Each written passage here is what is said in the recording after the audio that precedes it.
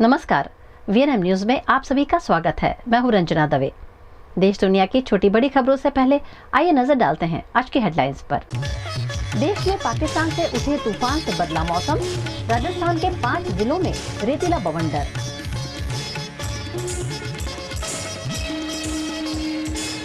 अहमदाबाद पर छाया IPL final का fever, शहर के होटल बुक्ड। और गुजरात में बैंक अकाउंट किराए पर देने का मामला, 7% कमीशन पर दिया खाता।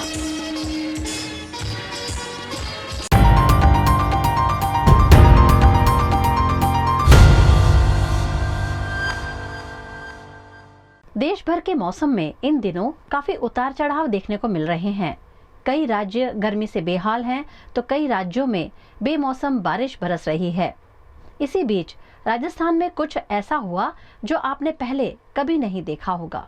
राजस्थान के 5 जिलों श्रीगंगानगर, बीकानेर, चूरू, हनुमानगढ़ और सीकर में शनिवार दोपहर रेतीला तूफान आया। इसके कारण करीब 200 वर्ग किलोमीटर के एरिया प्रभावित हुआ। हनुमानगढ़ श्रीगंगानगर के रेतीले तूफान की शुरुआत हुई। इस दौरान 60 से 80 किलोमीटर पर आवर की रफ्तार से आंधी चली। रेतीले तूफान के कारण दिन में ही अंधेरा छा गया। तूफान के कारण दिन में लोगों को वाहनों की हेडलाइट जलानी पड़ गई। इसके कई वीडियो सामने आए हैं। इनमें लोग भागकर घरों में जाते दिखे और घरों को बंद कर लिया।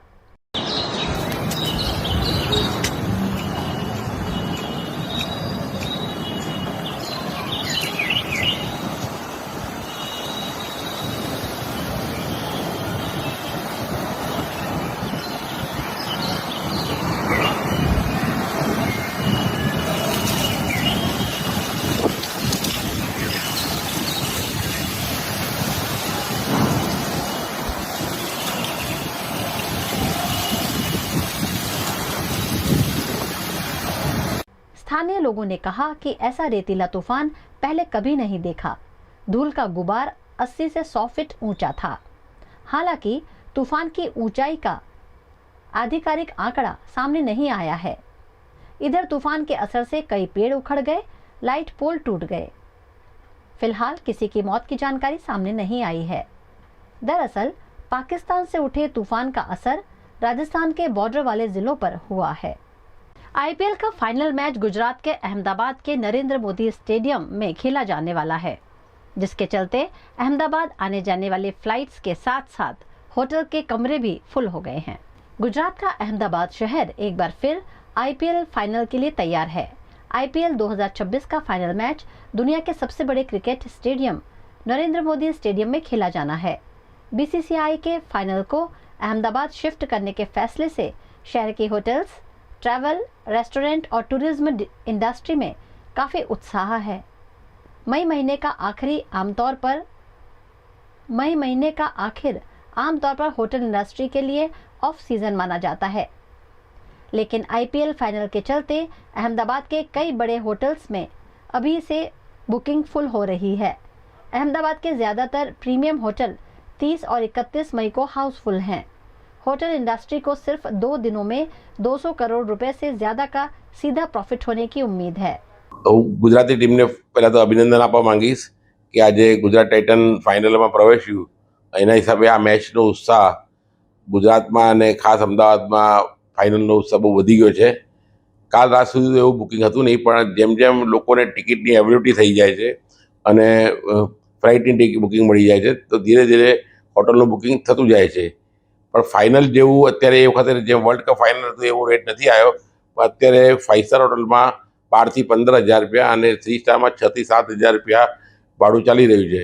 પણ અમારી હોટલની સ્થિતિઓ અત્યારે બહુ નાજુક હતી આ મહિનામાં, પણ આવી આઈપીએલ મેચ થવાથી અત્યારે થોડો અમને હોટલ ઇન્ડસ્ટ્રી, ટ્રાવેલ ઇન્ડસ્ટ્રી અને ટુરિઝમ ઇન્ડસ્ટ્રીને ફાયદો દેખાઈ રહ્યો છે। दूसरी ओर अहमदाबाद आने वाली सभी फ्लाइट्स का किराया भी 35,000 रुपए तक पहुंच गया है, जबकि होटल के कमरों में एक रात रुकने का चार्ज भी 36,000 रुपए तक पहुंच गया है। आईपीएल फाइनल से शहर के पूरे बिजनेस सर्किट को फायदा होगा। आईपीएल फाइनल का सबसे बड़ा फायदा सिर्फ होटल इंडस्ट्री को होगा। गुजरात के अरवल्ली की साइबर क्राइम पुलिस को बड़ी सफलता मिली है। जहां बैंक अकाउंट किराए पर देने का पर्दाफाश हुआ है। साइबर क्राइम के कई मामले आपने देखे और सुने होंगे, लेकिन एक ऐसा मामला गुजरात में उजागर हुआ है जो साइबर क्राइम पुलिस के लिए भी शायद नया हो सकता है। गुजरात के अरवल्ली में एजुकेशन एंड चैरिटेबल ट्रस्ट के नाम पर भिलोड़ा की कनाडा और एक्सिस बैंक में खाता खुलवाने वाले विजयनगर के मनीष उपाध्याय नामक अकाउंट होल्डर को पुलिस ने गिरफ्तार किया है, जिसने जिगर चौधरी नामक शख्स को 7% कमीशन पर अकाउंट किराए पर दिया था। अकाउंट फ्रॉड के इस मामले पुलिस ने बैंक अकाउंट किराए पर देने वाले आरोपी के खिलाफ कानूनी कार्यवाही की है।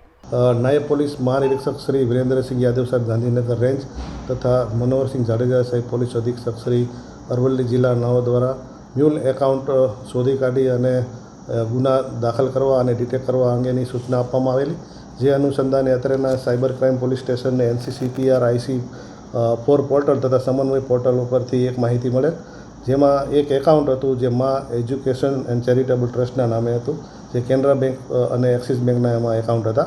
तो ये एकाउंट है भिलोड़ा खातेना हता, एटले एना परथी ए लीड मळता एमां तपास हाथ धरवामां आवेली। तो खबर पड़ेल कि आ एकाउंट है एना प्रोपराइटर है मनीष कुमार गजेन्द्रभाई उपाध्याय, जे दडवाव तालुको विजयनगरना है।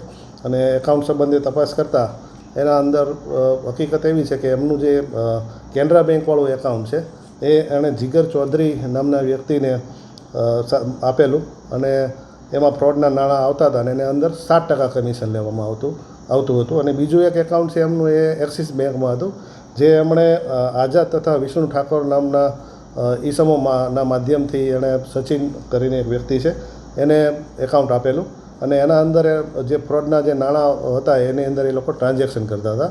અને એ જે એકાઉન્ટ છે જે એક્સિસ બેંકવાળું એમાં એને 25 લાખ રૂપિયાની લાલચ આપવામાં આવેલી કે 25 લાખ રૂપિયા તમને મળશે અને 50,000 રૂપિયા એને એડવાન્સમાં એને આપી દેવામાં આવેલા।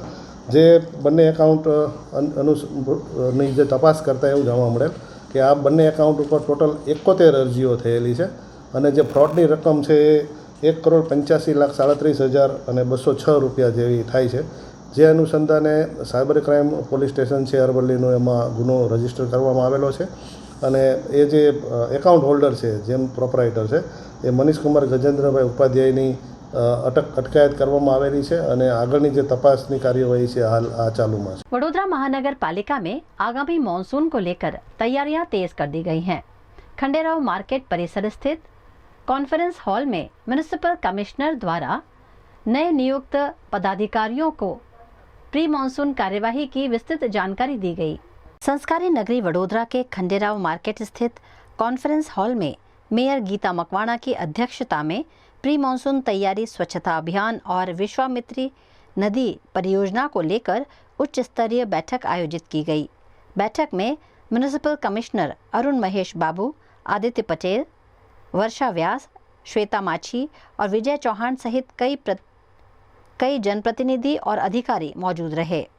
म्युनिसिपल कमिश्नर अरुण महेश बाबू ने प्री मॉनसून कार्यों को लेकर विस्तृत प्रेजेंटेशन प्रस्तुत किया। अब देखना होगा कि इन तैयारियों का असर बारिश के दौरान कितना नजर आता है और शहर जल भराव जैसी समस्याओं से कितनी राहत पा सकेगा।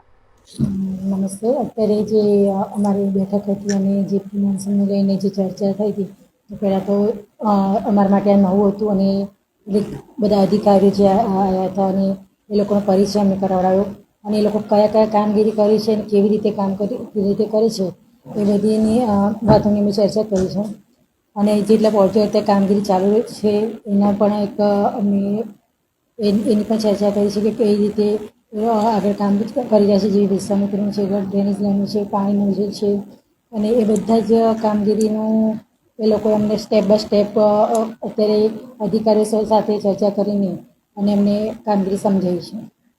એકચ્યુઅલી અમે વાત કરી હતી અમે તો એમને એ લોકોએ જે કામગીરી કરી છે એમને અમે એગ્રી છીએ કે એ લોકો કામગીરીને આગળ ધપાવી રહ્યા છે। તો એમનું પણ કહેવું છે કે વરસાદ જે લાસ્ટ ટાઈમે જે વરસાદના લઈને જે વિસ્તારમાં સમસ્યા થઈ હતી તો આ વખતે નહીં થાય અને જે પ્લાનિંગ તે લોકો કામ ચાલુ રહ્યું છે કમિશનર સાહેબ એમને બતાવ્યું કે કઈ રીતે એમ લોકો પોઝિટિવ કયા રીતે એમનું કામ કરી રહ્યા છે, તો એ રીતે જો આ વખતે કામ કરવામાં આવશે તો problem નથી. पंजाब में हुए स्थानीय स्वराज चुनाव के नतीजों पर आम आदमी पार्टी ने बड़ी जीत का दावा किया है। पंजाब के स्थानीय निकाय चुनाव में आम आदमी पार्टी की जीत को लेकर सियासत गर्मा गई है। आप के प्रदेश अध्यक्ष ईशुदान गढ़वी ने इस चीज को ऐतिहासिक बताते हुए कहा कि नगरपालिका और महानगरपालिका चुनाव में पार्टी ने बेहतरीन प्रदर्शन किया है।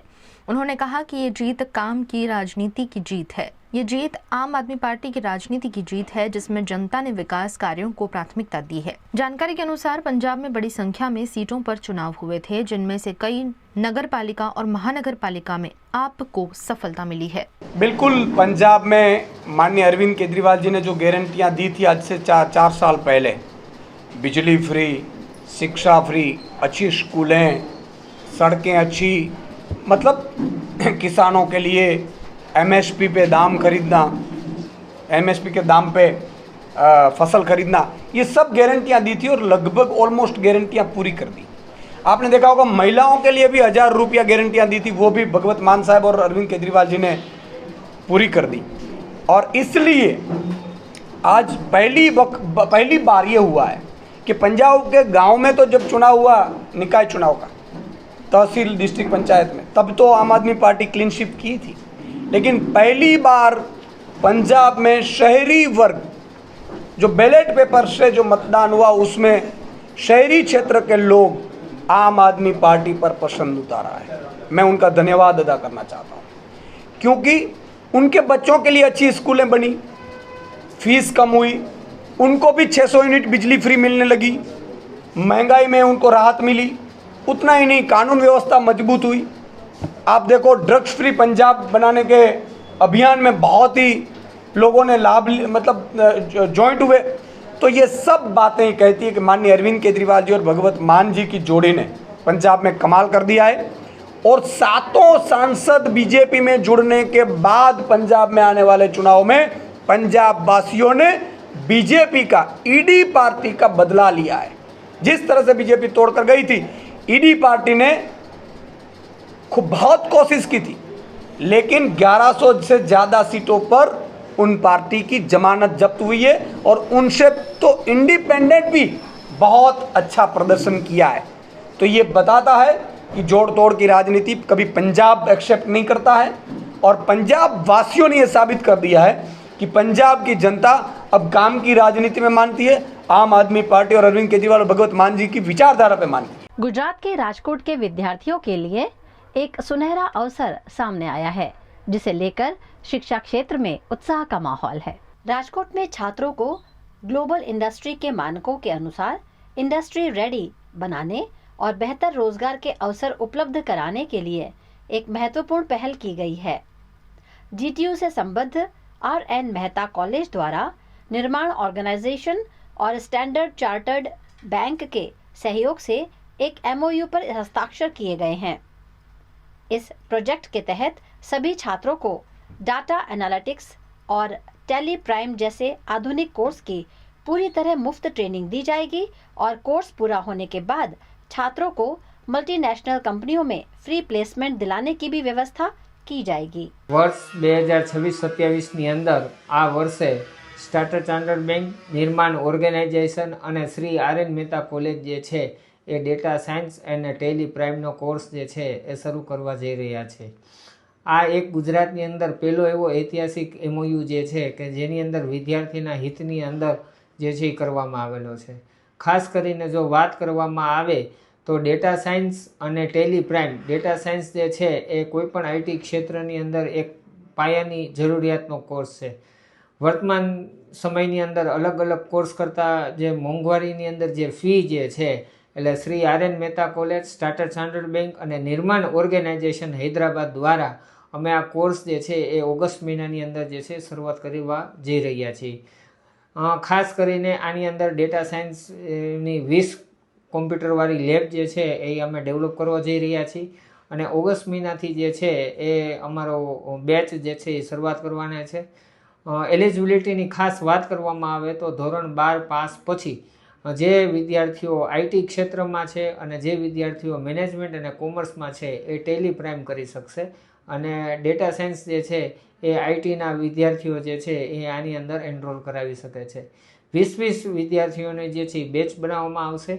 80 કલાકનો જે છે એ કોર્સ છે. 40 કલાક થિયરી છે, 80 કલાક જે છે એ પ્રેક્ટિકલ છે, એટલે ટોટલ 120 કલાક છે.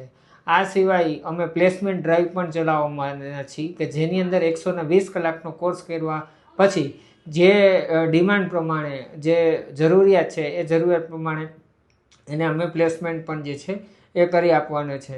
અને ગુજરાતની અંદર આ સૌ પ્રથમ વખત આ ડ્રાઈવ અમે ચલાવવા જઈ રહ્યા છીએ અને જે વિદ્યાર્થીઓને આવવાનું છે એ વહેલી તકે રજિસ્ટ્રેશન જે છે એ કોલેજે આવી અને કરી શકે છે.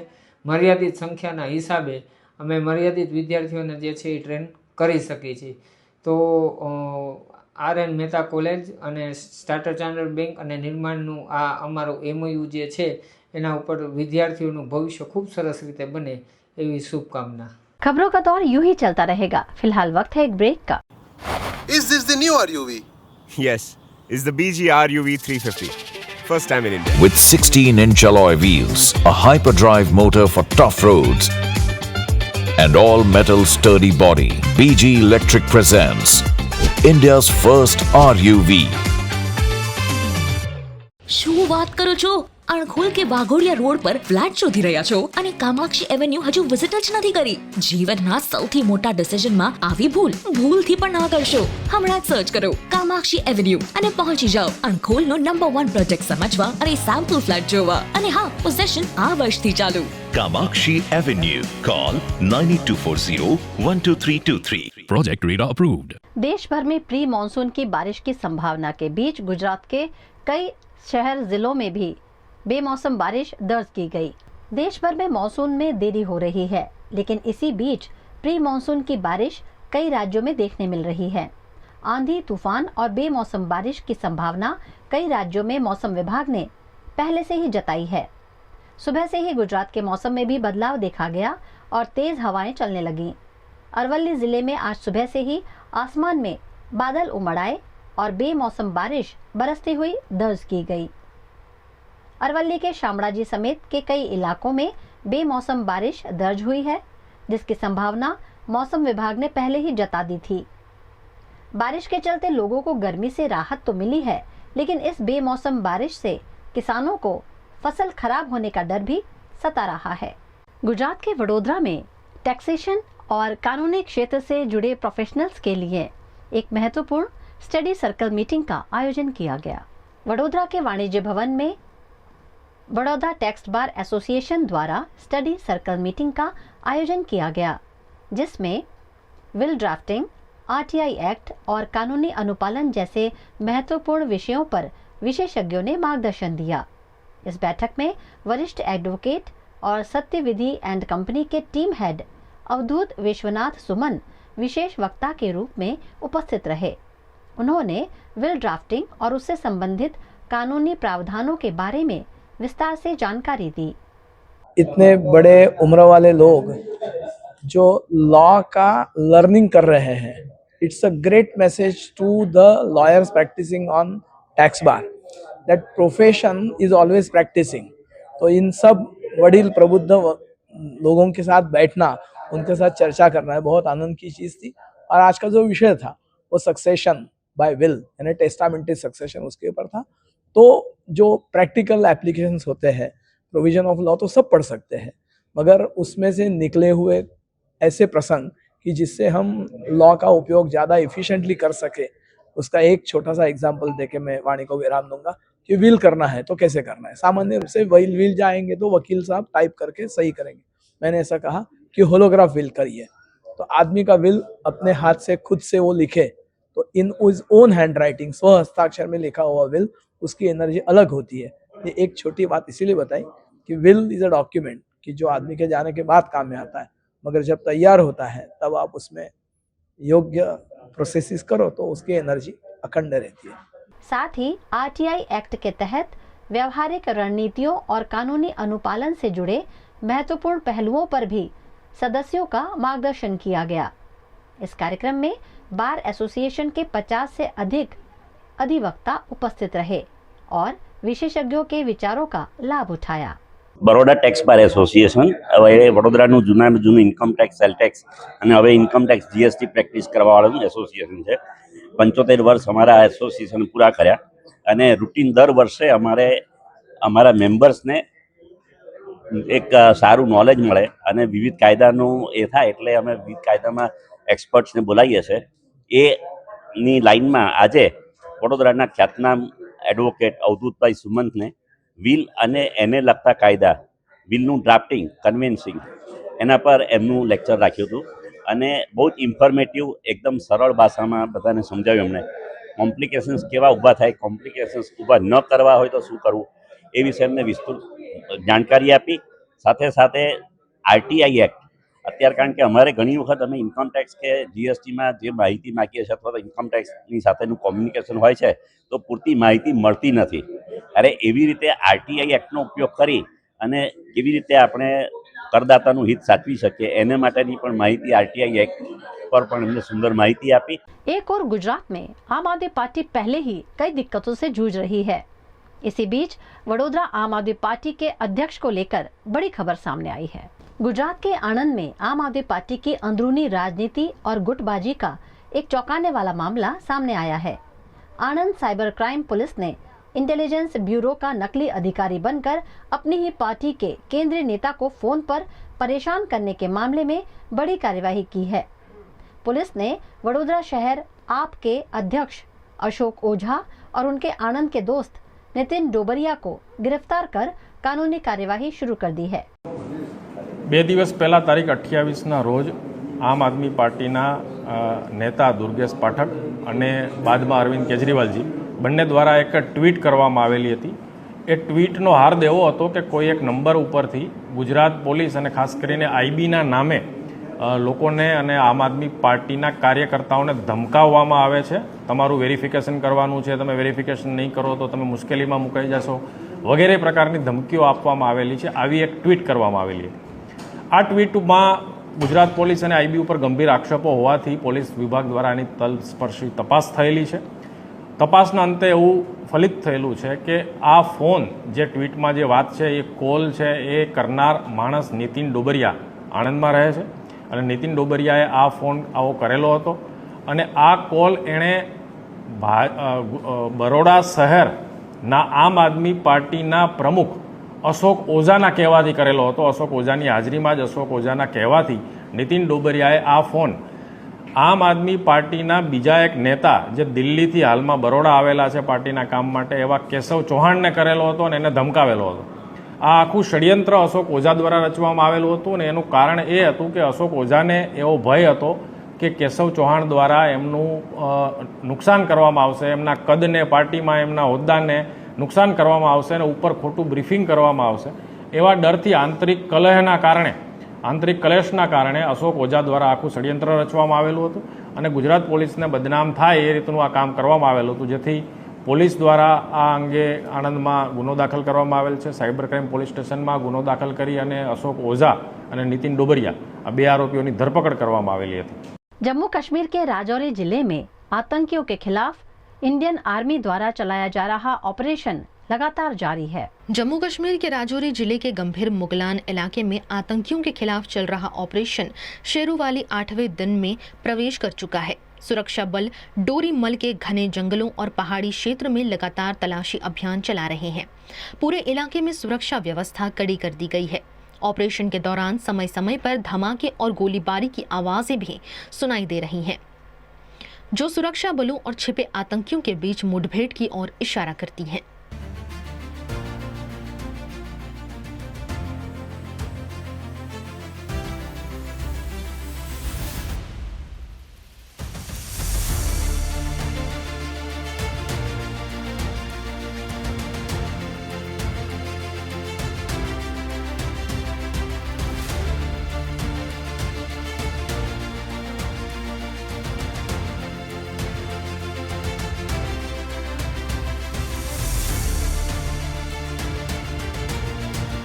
दुर्गम पहाड़ी इलाका, घने जंगल और कठिन भौगोलिक परिस्थितियां सुरक्षा बलों के सामने बड़ी चुनौती बनी हुई हैं.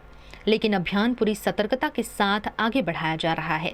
सुरक्षा एजेंसी इलाके के हर हिस्से की गहन तलाशी ले रही है ताकि आतंकियों की मौजूदगी को पूरी तरह खत्म किया जा सके और क्षेत्र में शांति और सुरक्षा सुनिश्चित की जा सके। गुजरात के वडोदरा में नए शैक्षणिक सत्र की शुरुआत से पहले शिक्षा व्यवस्था को लेकर एक बड़ा सवाल खड़ा हो गया है। वडोदरा शहर में 8 जून से नए शैक्षणिक सत्र की शुरुआत होने जा रही है, लेकिन उससे पहले आंगनवाड़ी के दर्जनों बच्चों का स्कूल प्रवेश अधर में लटका हुआ है। स्थानीय आंगनवाड़ियों से जुड़े 30 से 40 बच्चों को अब तक स्कूल में एडमिशन नहीं मिला है, जिससे अभिभावकों में भारी नाराजगी देखने को मिल रही है। देखिए, समस्या हमारी यही है सर। आज हम डीओ के ऑफिस पे आए हैं एक रजूआत लेकर के जितने भी आंगनवाड़ी के बच्चे हैं हर एक बच्चे का एडमिशन आंटी में नहीं हुआ है।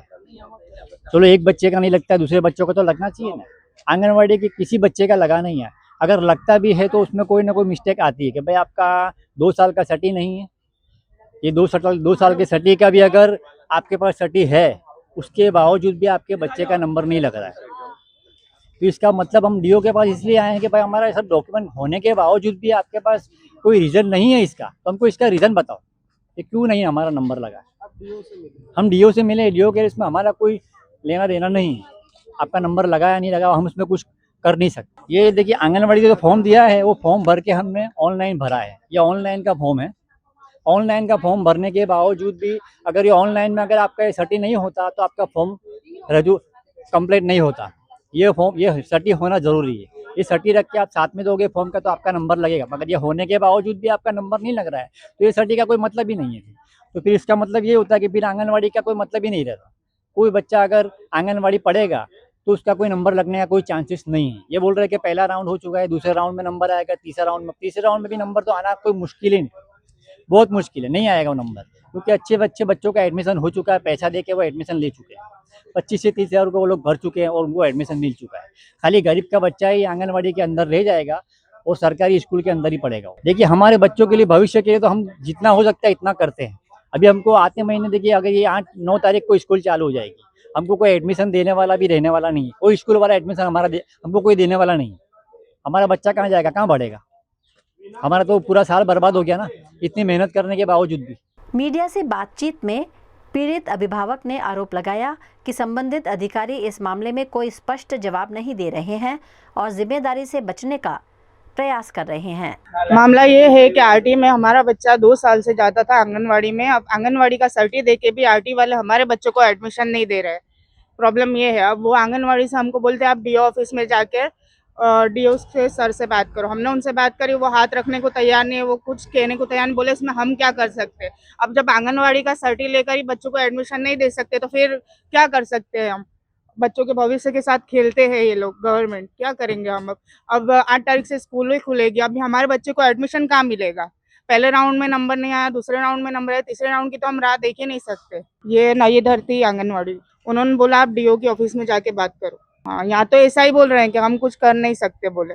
अभिभावकों ने प्रशासन और जिला विभाग से तत्काल हस्तक्षेप कर बच्चों को न्याय दिलाने तथा शीघ्र प्रवेश सुनिश्चित करने की मांग की है।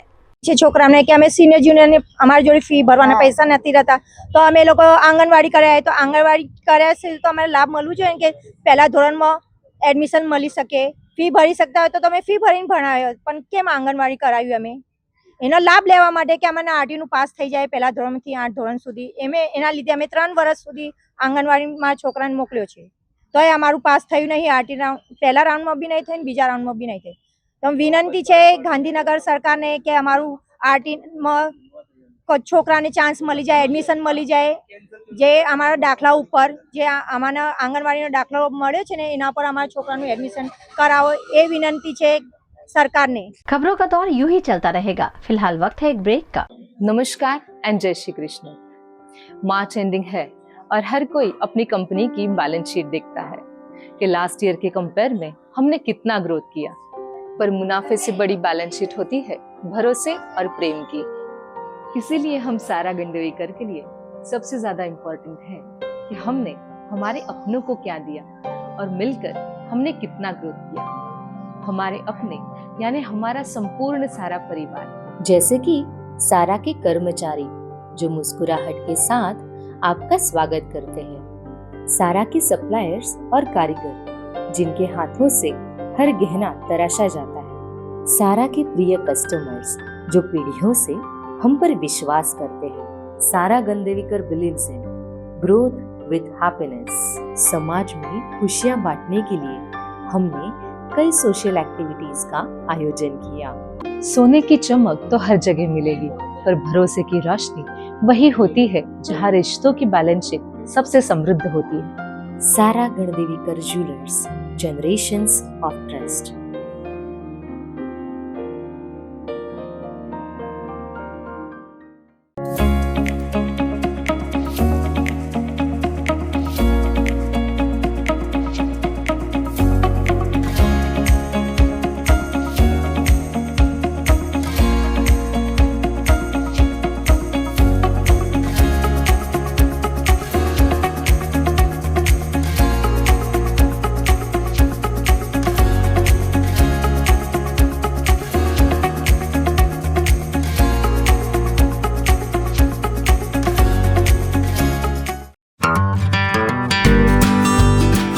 होटल तारासंस महाराजा सयाजीराव की नगरी में आधुनिकता को संजोती एक ऐसी भव्य होटल जो आपको कराती है कभी न भुला पाने वाला एहसास। तारास किचन के डाइनिंग में आपको मिलता है अलग अलग क्यूजिन्स का delicious pure veg taste. Taras country cafe में फ्रेंड्स और फैमिली के साथ बिताए पल आपको करते हैं तरोताजा। तारास बेकरी बाइट्स की हर एक बाइट आपके टेस्ट बड को करती है सेटिस्फाइड। तारासंस में वैकेशन मनाना हो या स्टेकेशन, आधुनिक लाइफस्टाइल को फुलफिल करता है एक बेहतरीन अनुभव। छोटी बड़ी पार्टी हो या सगाई शादी जैसे बड़े मौके, बिजनेस मीटिंग हो या करनी है कोई इवेंट, तारासंस के अलग अलग कैपेसिटी के बैंक्वेट आपके खास मौके को बनाते हैं बेहद शानदार। Hotel Tarasons behind Yash complex, Geri road, near Sundaram Nagar, Gotri road, Vadodara.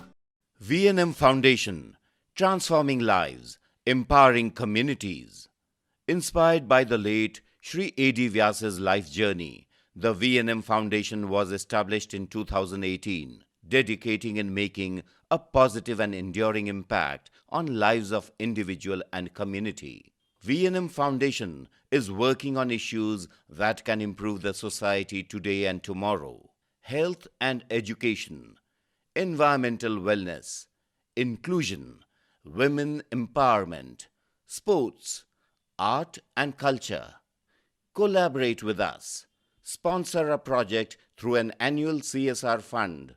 Support activities and events for community welfare. Elevate your brand through annual association with V&M Foundation. Volunteer your time and skill. Donate now and claim an ATG tax exemption. V&M Foundation is registered under Section 80G of the Income Tax Act. V&M Foundation, transforming lives, empowering communities. For more details, contact 918738 72606 or 919879 572606। Gujarat के वडोदरा के सावली में प्रशासनिक लापरवाही का एक गंभीर मामला सामने आया है। सावली के उदलपुर रोड पर स्थित अजबपुरा मीठापुरा गांव का बस स्टैंड पूरी तरह जर्जरित हो चुका है। बस स्टैंड का ढांचा टूट चुका है और इसकी हालत बेहद खतरनाक बनी हुई है। स्थानीय लोगों का कहना है कि पिछले 1.5 साल से बस स्टैंड की स्थिति बदतर बनी हुई है, लेकिन इस संबंधित विभाग और प्रशासन की ओर से कोई ठोस कदम नहीं उठाया गया। गांव के लोग, स्कूली छात्रों और कॉलेज आने जाने वाले विद्यार्थियों को आज भी इसी टूटे हुए बस स्टैंड के पास खड़े होकर बस का इंतजार करना पड़ता है। मांगनी जरूरत तो हमारे અત્યારે પડી છે અજબપુરા ગામજનોને જે તકલીફ પડે છે એ તો અત્યારે જે નોકરી જતા હોય, અત્યારે તો વેકેશન છે એટલે છોકરાઓ સ્કૂલે નહીં જતા, પણ જ્યારે સ્કૂલ ખુલશે પછી જે નોકરી જતા હોય એ સવારે અમે જોઈએ છીએ। હું તો બાજુનું ગામનો છું, હું જ્યારે બી જાઉં છું आई थिंक 1.5 વર્ષથી આ લગભગ આ બસ સ્ટેન્ડ એમને આમાં જ હાલતમાં છે। ग्रामीणों का आरोप है कि उन्होंने कई बार अधिकारियों के समक्ष नया बस स्टैंड बनाने की मांग रखी, लेकिन अब तक केवल आश्वासन ही मिले हैं। ग्रामीणों ने जल्द से जल्द नए और सुरक्षित बस स्टैंड बनाने की मांग की है ताकि यात्रियों को राहत मिल सके और किसी अनहोनी से बचा जा सके। લગભગ 1.5 વર્ષ જેવું તૂટેલું છે અને અહીંથી કેવું છે કે જે બધા બસથી જનારા નોકરી જનારા બધા આ જગ્યા પર બધા બેસે છે પણ અત્યારે તો આ એની હાલત એવી બગડી ગઈ છે કે જે અત્યારે કોઈ પણ બેસી શકે તો કદાચ મતલબમાં કોઈ મરી પણ જઈ શકે છે તો એની જવાબદારી કોણ લેશે? સમય તો ખાસું તો લગભગ 1 વર્ષ જેવું થઈ ગયું. રજૂઆત તો કરી છે બધાએ પણ આપણને કોઈ ખબર નથી કે રજૂઆત કરી છે કે નહીં કરી કોઈ પણ लागे तो એવું છે કે કરી છે પણ કોઈ સત્તાનો કોઈ ઉપયોગ થયો નહીં. देश का सबसे बड़ा Narendra Modi cricket stadium IPL final के लिए तैयार है और फाइनल का फीवर अहमदाबाद के सिर चढ़कर बोल रहा है।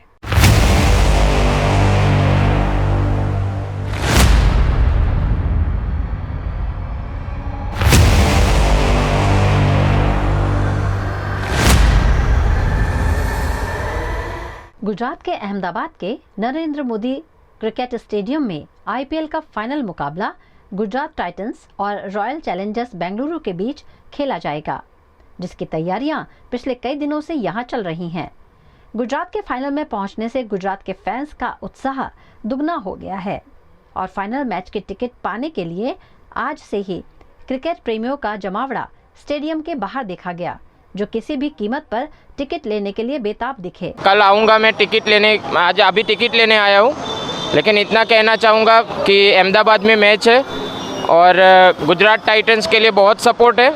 और दूसरी बात ये रही कि जो आरसीबी के जो फैंस हैं उनके लिए इतना कहना चाहूँगा कि 150 रुपये में ऑल आउट मिल रहा है और पूरे गुजरात में आज ऑल आउट की कीमत हो गई है 49 रुपये, क्योंकि 49 में ऑल आउट हो गए थे वो। तो आवा दे, मिल गई है, टिकट मिल गई है। नहीं रेगुलर अभी अंदर बॉक्स ऑफिस में जाके अभी टिकट लेंगे। अभी नहीं, मैंने बहुत पहले बुक करवाया था और आज कलेक्ट करने के लिए आया हूँ। यहाँ पे माहौल सब बहुत उत्साह में है और कल गुजरात जीतेगा तो उत्साह और बढ़ जाएगा।